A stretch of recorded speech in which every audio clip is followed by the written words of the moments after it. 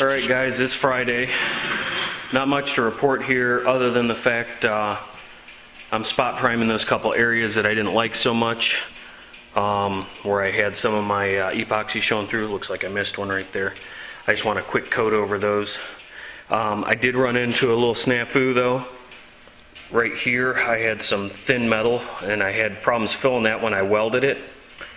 And I came back to sand today, or to check this out, and there was a bubble, which meant there was a pinhole there. So I had to grind the paint back and beat that in, and I'm done welding.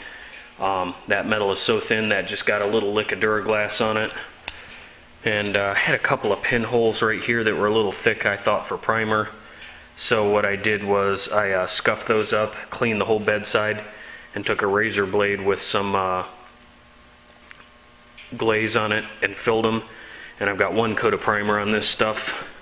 I forgot to redo this spot. I'm going to maybe add a little to that. I haven't decided yet. It really wasn't questionable, really. This was down here. I didn't like this. So I'm going to put one more coat on it, and I'll bring you guys along for the ride. And I also, I don't know if I mentioned this yesterday, this is a cold air return for the furnace that's upstairs that is not hooked up. And you can hear that piece of paper rattling. So I'm pretty sure with the wind I was losing heat through that. So it is pretty warm. I got it up to like 85 in here right now. So I've got to do that, and I've got to put a coat of primer on the fuel door, because I forgot to do that. So I'm going to start you guys back up here in a minute. So hang tight. Alright, here we go. Let's see if I can do a little point of view from the gun's perspective.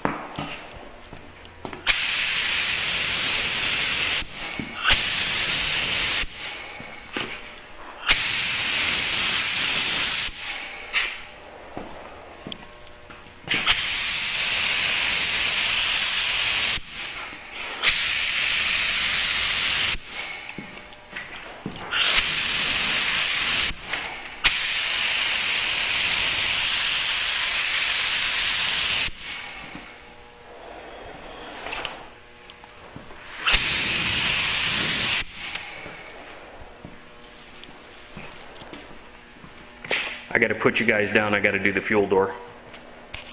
Alright guys, well, I'm all done with this for today. It's like 3:30. Still 80 degrees in the shop. My spot prime areas are done. I had to pull the finish line gun apart. That 1.5 tip was plugged up. And I am very meticulous about cleaning them, and I leave them wet. And the damn thing still had a chunk of something in it. Right toward my last coat here, I went to put another coat on the fuel door that's clamped in the vise over there, and the damn thing wasn't putting out any material hardly at all. So it had plugged up on it. So provided I don't have to work tomorrow, this is a 45-minute to 2-hour primer. I've only got 2 coats on those areas. One that's a little wider, which is my first coat, and then a repair area coat. I should be able to come in and sand that tomorrow. And I really want a nice day here where I can get this truck pulled out of the shop and get the floor cleaned up. I've gone as far before as to actually hose the floor out. I don't have a drain in here, so it's a real pain in the ass. You have to squeegee all the water out the door, but I've done it, and I don't know if I'll wash it, but I definitely got to get the truck outside and get this cleaned up if I can. If I can't, well, we'll make do. I always do. So that's about it. I'll give you a weather report here in a second. I want to shut the air compressor off.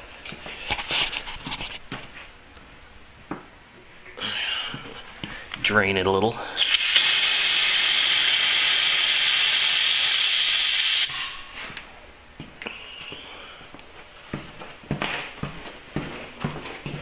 Go into the labyrinth, close this or shut the power off to the compressor.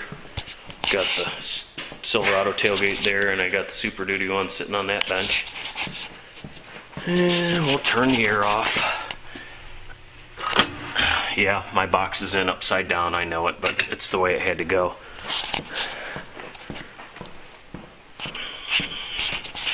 I always turn the compressor off at night. I don't need that thing running. So I'll give you guys, I'll make sure I unplug my one heater. They're both on thermostats, but I don't want those coming on at night either. This one has an on-off switch on it. I'm pretty sure I unplugged this one. This one's 150,000 BTUs. Yeah, I unplugged it. That one's just got a coil style aftermarket, and there's no on-off. It's just thermostat or plug the heater straight in. So I don't want to open the garage door again. I'll go out through the man door here. Give you guys a quickie weather report here. We'll go get in the Super Duty and we'll go home. Windy as hell out here. It's trying to snow. They're saying 50% chance for us. I don't know how you guys up north are doing. I think Jeff Chance had a video this morning and said they had helps if you put the right key in, jackass.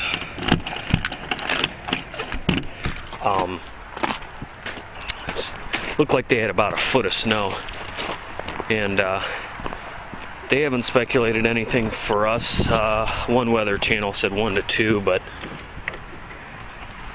I don't like that kind. For some reason, either I'm bumping this door when I get out, or it's locked itself.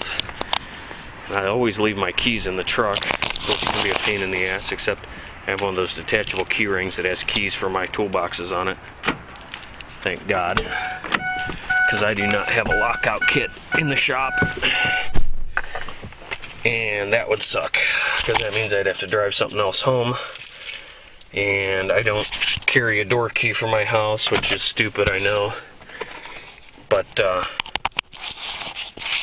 just don't do it. So I'll set you guys here in the camera stand here. So if you don't like this kind of shaky cam, shitty audio video, probably time to turn the video off right now.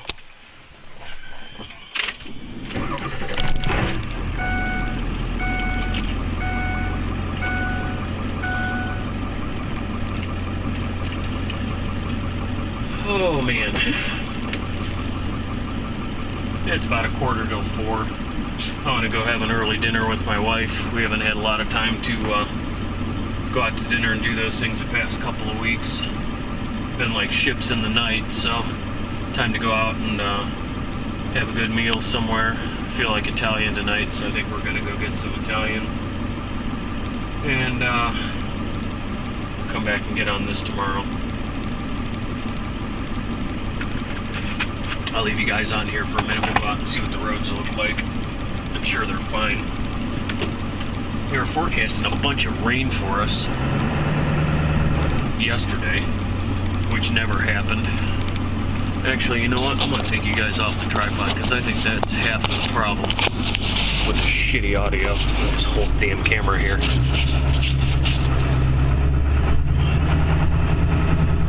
Get you guys a little closer. Hopefully my voice will cancel out the crappy background noise. I don't know what it is about this friggin' camera, but it drives me nuts. But when I make my Google fortune, I'll buy a new camera. But until that first check comes, we'll keep using this one. So we got a little snow on the ground in the driveway here, but this driveway is real rough, and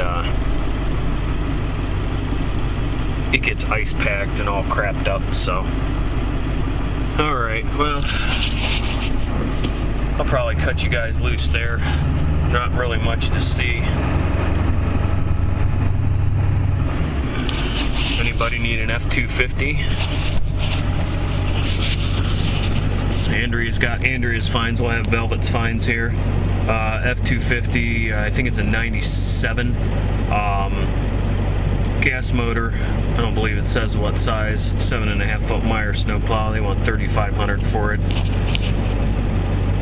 I don't know if it's worth $3,500. Let's get a little closer. This is, my neighbor lets people put stuff up for sale up here because we get a lot of traffic. This is a main state route. Let's see if we can see what the hell they want for this thing.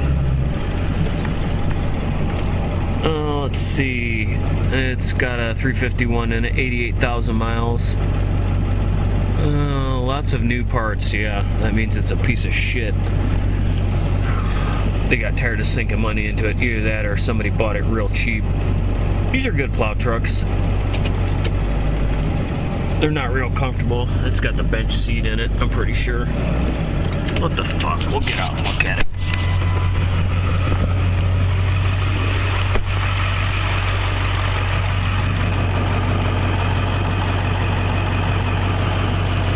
This seat's got a big rip in it.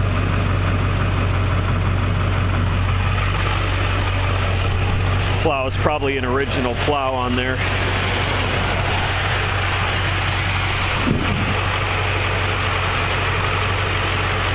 Anybody wants an 8N Ford there with a brush hog, $2,300 bucks. That belongs to my neighbor. This one belongs to a guy up the street. It's got a bed liner in it. Looks like there's some rust there on the tailgate, rot. But that bed liner probably tells the story there. That thing's probably blown out. You could probably put wheel arches in it, give it a hack and pack, wham bam, and be alright. Oh, hell, the door's unlocked.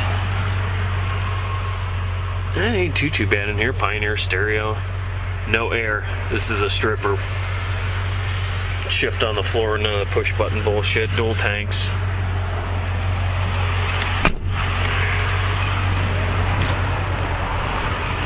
I'd give him $1,000 for it.